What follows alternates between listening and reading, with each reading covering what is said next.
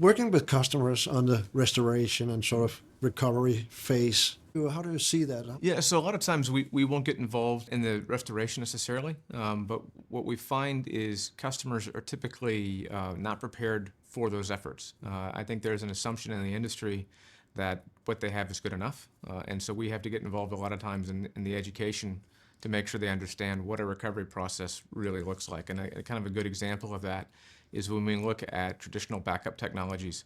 It's the idea of I have a copy of my data that's maybe off-site, maybe it's in the cloud, and that it's secure. And I think that's really critical and that's really important. But the problem is something that's secure is inherently slow to recover from. And so there's some challenges there. And I think customers make the assumption that they'll be able to recover from backup quickly.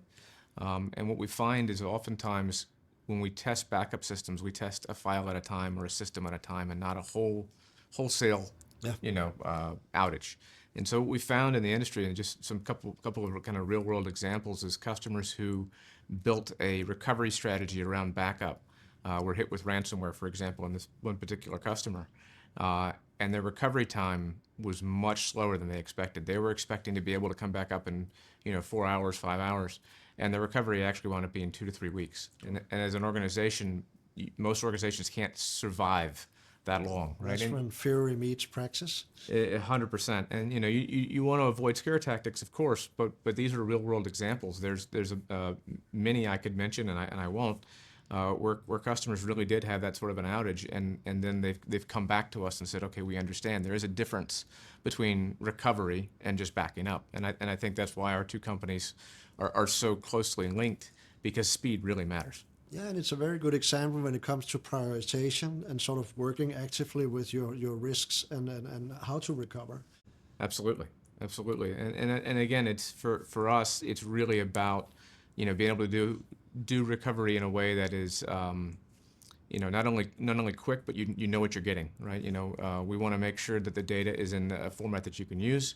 You can get to it quickly, you can access it, it's your data, and it's really about managing the integrity and availability of what you have. And I think the other thing we have to keep in mind is, when we're talking to IT teams that have gone through this, it's a terrible experience. It's this can be some of the worst days for some of these people, so number one, I think we have to respond with empathy towards that. But I think also we have to understand that whatever we do has to be simple enough that it's repeatable.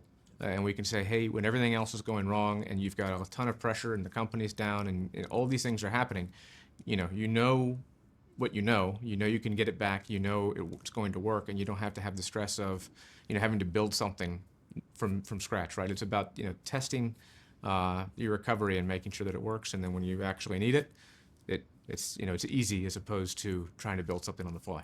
Yeah, and the history books are full with real examples now. So it's not, of course, it's not something that might happen. Someday you will be attacked or impacted by something. It's Correct. just the severity that can vary. Well, and I think that's a shift in the industry, right? Because I think, for 5 years ago, 10 years ago, even 20 years ago, we focused really on the perimeter and making sure that no one got in. And I think what we're finding is people are getting in. Yeah. And it's also the things that you don't think about. It's human error still is the primary cause of data loss. Yeah. You still have fires, floods, hurricanes, all sorts of other things. And so it's not so much, I think, am I going to have an outage? You're going to have one. Incidents happen, yeah. How do you recover from it?